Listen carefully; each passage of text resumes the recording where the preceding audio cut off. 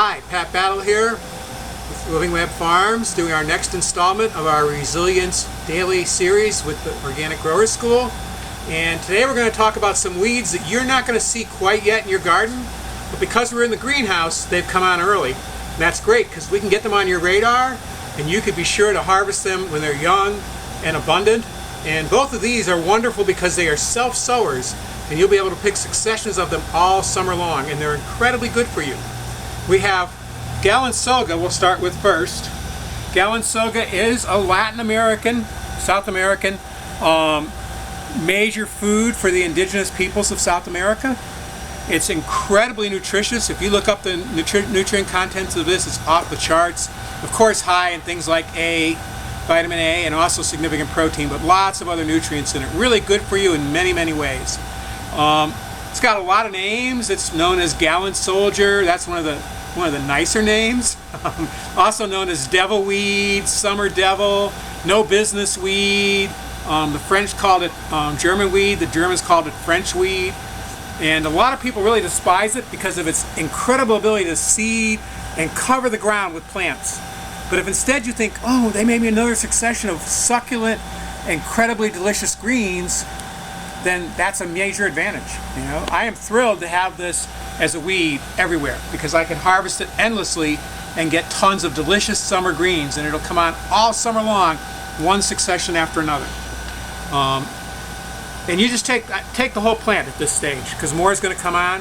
At a certain point, these little tiny flowers are going to become predominant. It's going to be nothing but stalks and flowers, and then it's no longer worth bothering with. Just look for the next succession, which will be nearby. And if you don't want to have tons and tons, you might want to pull those out. I don't worry about it. I just think they're planting next year's summer greens.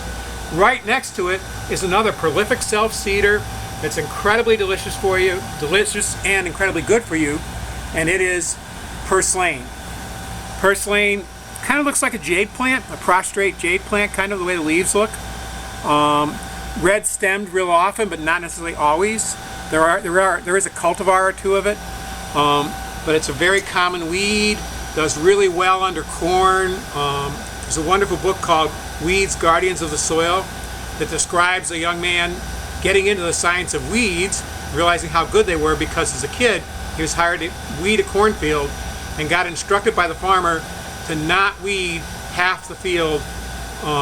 They'd already weeded the first half before the farmer came out, and he said, you leave the purslane in. And by doing that, the soil was covered. There was a drought that year, and the side that had the purslane left in was green and lush and growing and produced a lot, and the side that didn't have the purslane left in was totally stricken by drought and wilted and doing poorly. So it actually is helping the soil. It's not competing, and it is thoroughly delicious. I'm not a big fan of the Galinsoga fresh, but the purslane, it's almost a crime to cook it, though it is certainly a major delight for a lot of Hispanic peoples. In Mexico they call this verdolagas, and they love to cook it with pork.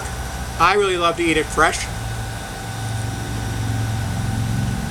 It's juicy, it's got a little bit of piquant, like a little bit of tartness to it, crunchy, absolutely delicious.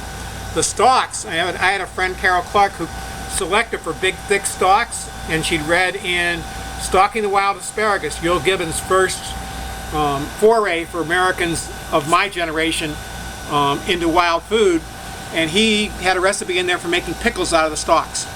So you can pickle the stalks, you can also eat them, but they can get a little bit bigger and maybe they're a little bit more than you want to chew on. They make wonderful pickles. So both of these will self-seed, they're abundant, you're going to see them all over your gardens, and just chow down, eat that wild food. It is so good for you.